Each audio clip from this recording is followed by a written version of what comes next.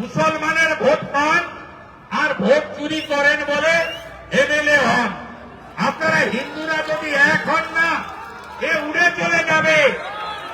এখানে তো 75% হিন্দু আছে বাগনানে, তাই তো না? 70%, 75% হিন্দু এক জায়গায় ভোট দিলে কি হয় জানতে পারেন? আপনাকে বলি, মালদা, উত্তর মালদা, খগেন মুর্মু জিতে কি করে? ওখানে হিন্দু কত জানেন? 58%, 42% মুসলমান। ওখানে 85% হিন্দু পদ্ম ফুলে ভোট দেয়, তাই খগেন মুর্মু জিতেন। আমি মমতা ব্যানার্জিকে হারিয়েছি কি করে? 26% মুসলমান নন্দীগ্রামে, 74% হিন্দু। আমার ওখানে 65% হিন্দু।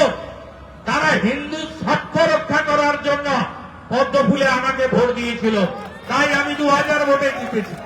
এখন ওখানে 72% হিন্দু এক হয়েছে বলে অভিজিৎ গাঙ্গুলি 8200 ভোট শুধু নন্দীগ্রাম থেকে লিড পেয়ে 80,000 ভোটে জিতেছেন।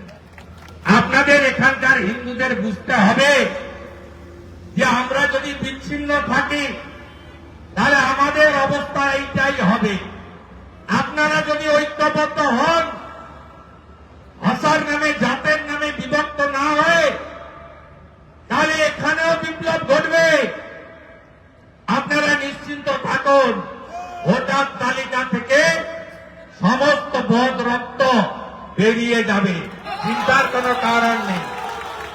যখন ফাইনাল ভোটার লিস্ট বেরোবে, আমি বলে গেলাম, বাংলাদেশি মুসলিম রোহিঙ্গাদের উপরে, মৃত ভোটারের উপরে নির্ভর করে ছাপ্পা মারা তৃণমূল বলবে আমরা ভোটে লড়বো না, এ ভোটার লিস্ট মানি না। এ তো সবে ব্রেকফাস্ট হয়েছে 58 লক্ষ, লাঞ্চ এখনো হয়নি। আপনাদের কাজ কি জানেন? গ্রামে গ্রামে হিন্দুদের এক করা, গ্রামে গ্রামে বেকারদের, বঞ্চিতদের এক করা এবং রাষ্ট্রবাদী মুসলিমদেরও বোঝান। আমরা তো প্রথম দিন থেকে বলেছি, এসআইআর এ সে হিন্দুই হোক, মুসলিমই হোক, শিখ হোক, খ্রিস্টান হোক, আমরা কোন ভারতীয় নাম কাটুক চাই না। আমরা বলেছি 4 রকমের লোকের নাম আমরা রাখতে দেব না।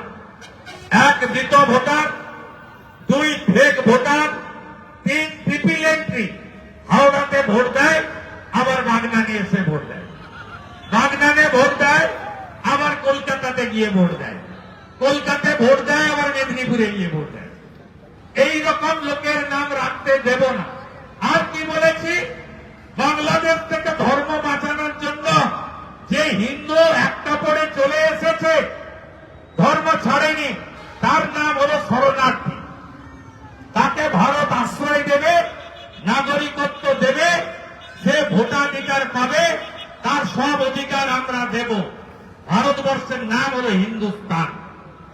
কিন্তু যে বাংলাদেশ থেকে যে মুসলিম এবং বাংলাদেশি মুসলিম আর রোহিঙ্গা যারা ভারতীয় নয়, তাদের নাম ভোটার লিস্টে থাকবে না।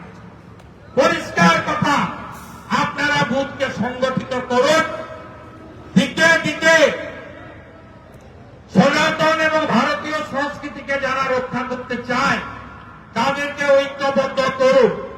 এই রাজ্যে চুরি দুর্নীতির হাত থেকে মানুষকে বাঁচাতে হবে।